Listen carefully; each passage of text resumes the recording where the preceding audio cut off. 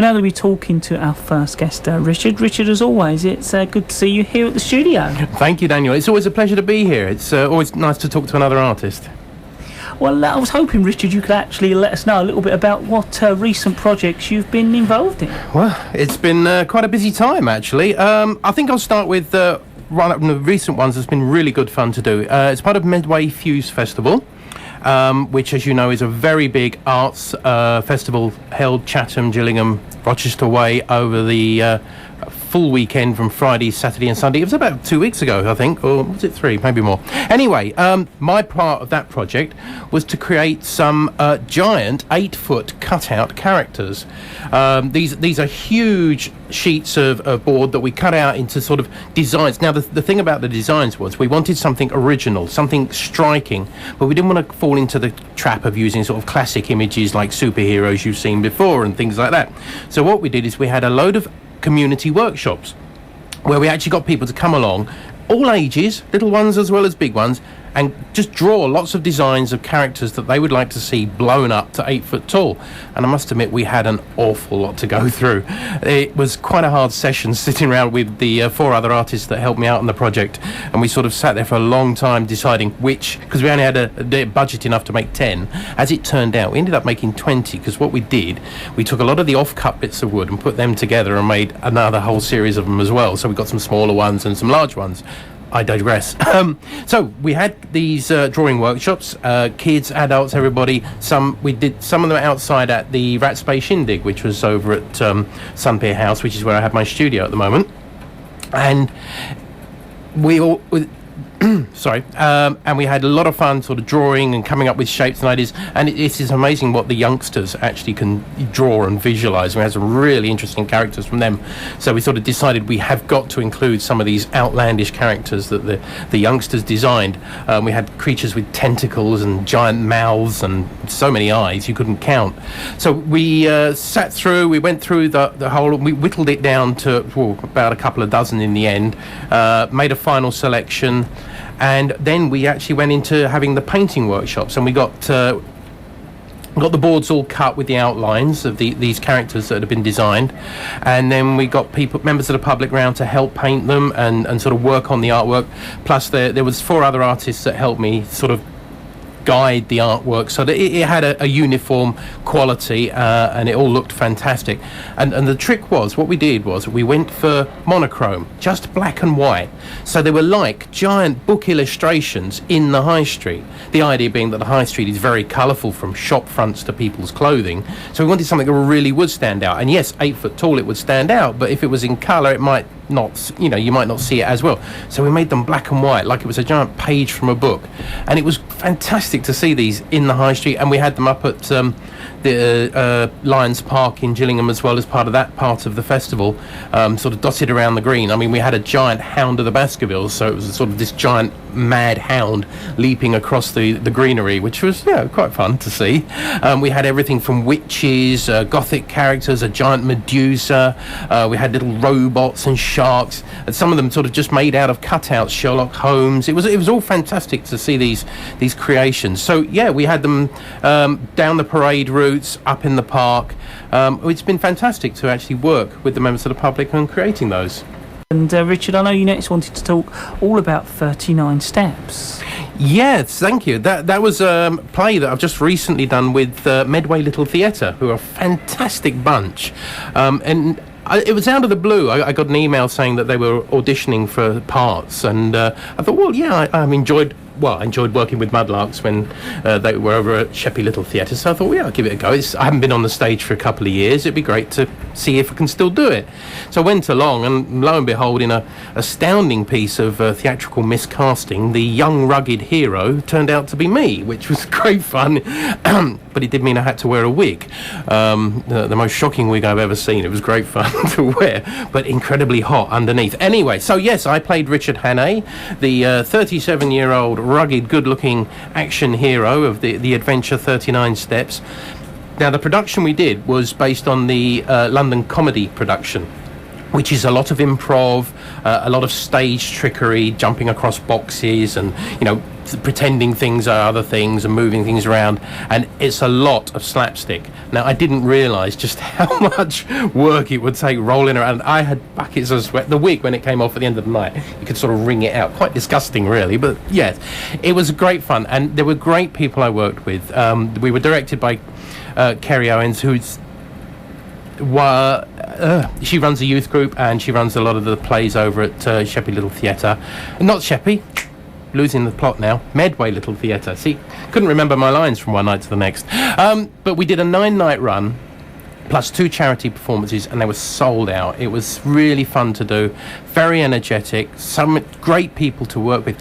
It's very rare that you go into theatre and everybody gets on. It's usually somebody that, sort of little fly in the ointment, somebody's just a little bit too professional, prima donna. But no, they were really great bunch and stage doesn't happen without everybody backstage. There was a big contingent moving things around, making sure props were in the right place, helping us on and off. There was a lot of quick costume changes throughout the whole production. Even down to sort of mopping my brow as I came off and before I got back onto the next scene. But it just worked because everybody clicked. Everybody sort of just worked together. They had so much fun doing it, and we had laughs doing it as well as creating laughs for the audience. So it was a very energetic, very fun production, but a lot of hard work. And that's why I love theatre. Yeah, it's another art form that you just can't resist. It draws you in, and it just sort of... It's like a drug in a way. It's very addictive. You just can't stop doing it. And of course, halfway through rehearsals, you're thinking, oh, God, I never want to do this again. But once you've started performing, it's, when can I do the next one? What's next? And of course, you're sucked in, and then that's it. You're part of theatre. It was really good fun to do. Absolutely amazing. I know, Richard, you next wanted to talk about some of the local stuff you've been doing. Yes, Daniel, yes. One of the most fun things I've done recently, it was a quick project, but lots of fun, was painting the Sheppey Princess float for this year. I got a call out of the blue that they wanted something painted on it, and I was incredibly busy at the time, so I thought, well, I'll go along and I'll have a look. I said, yeah, that looks fun, but really busy. What did you want as a theme? And they said Alice in Wonderland. Well, I just couldn't turn it down. It's like my favourite drawing theme ever. So came up with the design, and then over one reasonably bright, occasional rain shower weekend, my eldest daughter Susan and I painted it from top to bottom. So we not only did the back panel, but we also went right across the roof, so it became a fully inclusive Alice in Wonderland garden. So we had the knights and Alice, the rabbit, the Red Queen, the Mad Hatter, the Cheshire Cat across the roof playing cards, cups of tea, the Dormouse in a teapot, and it was just absolutely great fun to do. And Bob and the people that worked with the Sheppey Princess team kept us all well stocked with cups of tea and some very nice bacon rolls, which was fair payment. That's all we needed. It was just the fun of getting in there and doing it. So, and then I believe first carnival out, they won second prize, which was I'm trying to remember where that was, but recently. So, and you'll be seeing the float obviously in this year's carnival down the high street, and it's been great fun to work on that. Great fun local event. Also locally, I've last weekend I was judging the artwork at the East Church Village Fair, which is always a nice gig to do. Malcolm and the guys down there have a nice crowd. It's always nice to see the produce and the flowers, and I get to judge the artwork that the local people in East Church do, and that's drawing, painting and photography. It's always hard to sort of whittle it down and say, well, first, second and third. Usually I can sort of come out with the first 6.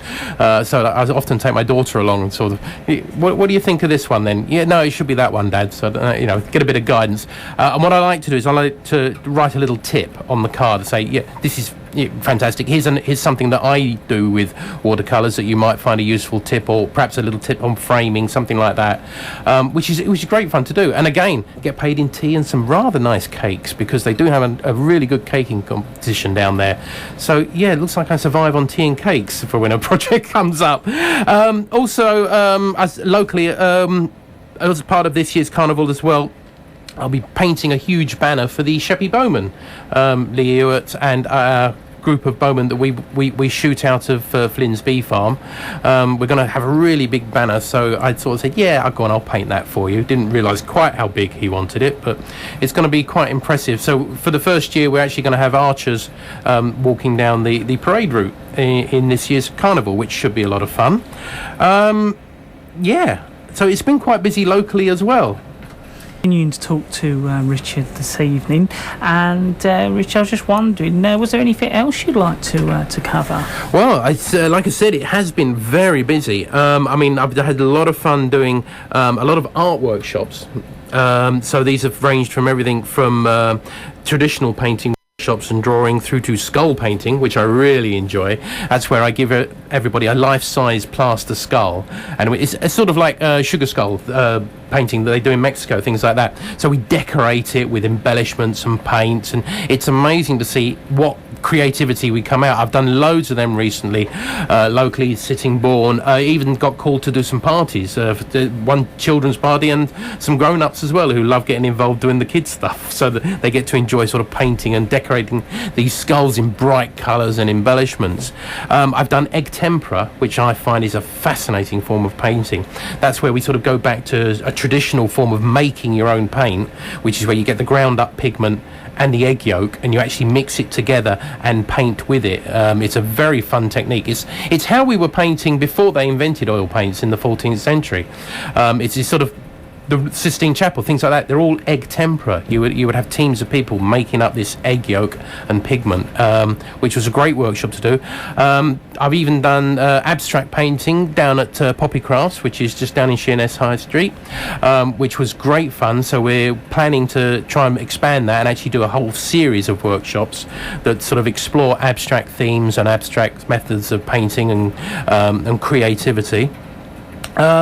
I've been doing photo shoots for local artists and artists in Medway, some sort of traditional, and so one for Sean, who was a fashion student who was just reaching his final year and had all his costumes and fashion designs that he'd done. So what we did is we got the model in and we actually shot 14 of his best designs, which he was going to then do a fashion walk parade as part of Medway Open Studios, which is something else I've been doing recently. That's been where we've opened up our local studios. Now I have one, as I said, over at Sunpier House in Chatham, as members of the public, to get them to come in and see just how an artist works, which can be a bit of a mess at times, but it's a lot of fun. No, it's quite nice. I've done it in the past. It's really nice because you can actually go along to different people's studios, whether it's in sort of more of a bigger setup like there, or it could be someone's house and they've got a little shed in there. Exactly. I mean, the amount of front rooms that you can go into and just see how people create, and it's fantastic, isn't it? I mean,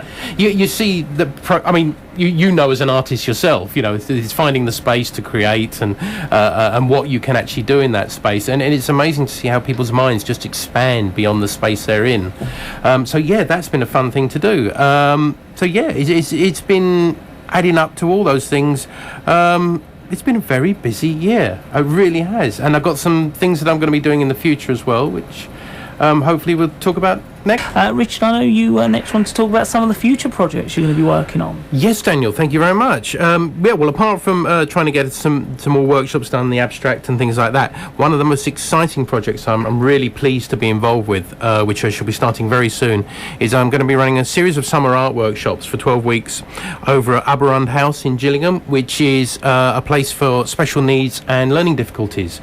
And so what we'll be doing is taking them through as many different art media forms as possible, from drawing, painting, traditional painting, right the way through to sculpture, clay work, collage, anything that we can really sort of get their teeth into, and just sort of help them, because I've always believed in my workshop. I've always been open. There's never sort of this age range or this ability range. Anyone can come along, and it's been great to have people of all different ages and abilities come along and sort of join in and take part, and all take something away from it. I've never met anyone yet that hasn't taken away something different from the workshops. And so actually having a chance to work with a large group in sort of special needs environment is actually going to be great fun. I was lucky enough to go over there on Tuesday and do a small little painting workshop which I was told was only going to be through half a dozen, 10 people, which turned out to be about 30, but they all had a good time. I mean, we did a traditional, rather than just sort of poster paints or anything, we actually took the watercolours out there, and we did simple bowls of fruit with shading and colour, and they took to it, and I tell you what, we had some real laughs. We had a lot of fun, and they just enjoyed immensely what we were doing. And to be honest, I always approach it, there's no difference to teaching anyone. You teach them all at the same level, children, adults, whatever, and I find that you get a lot more out of it that way, and so do the people that come along and join in the workshops. So yes, I'm going to be really enjoying working with them for the summer. As an artist in residence over there, and what we're going to try and do is throw in a few little extra projects for them. They've got a bit of a dull garden area out the back, so we're going to put some huge, great mural sheets, and there's a large seating area out there. So we're desperate for donations of paint, so that we can actually sort of get involved in painting a huge, colourful garden mural that they, to really brighten up their environment. And they're all excited about doing that. They love the whole idea of getting involved and creating something. So we're actually going to have them designing the design that they'll actually see blown up on their outside wall. So it's a very exciting time and a very exciting series of workshops that I'm really, really looking forward to. So I know there was something about chalk you wanted to cover next, Richard. Yes, there's an exciting project coming up in September. This is actually being run by Dean Tweedy, Marvellous Murals, and it's going to be the Chalk It Up Festival in Sittingbourne, where people are going to be, and it's getting a whole team of artists together to actually draw in chalk in alleyways and down the street. It's very exciting. I'll obviously contact him about the details of the whole festival. I'm lucky enough to be involved with it as well, so I'm really looking forward to sort of joining in and joining all the other artists that are going to be doing this.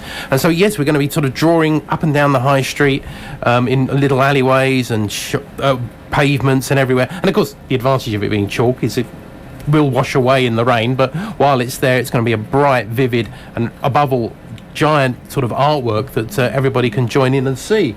So yes, I've got that coming up, and I'd welcome it. I would suggest that anyone that's really interested in that should contact Dean Tweedy, Marvellous Murals, to get themselves involved. It's going to be a lot of fun.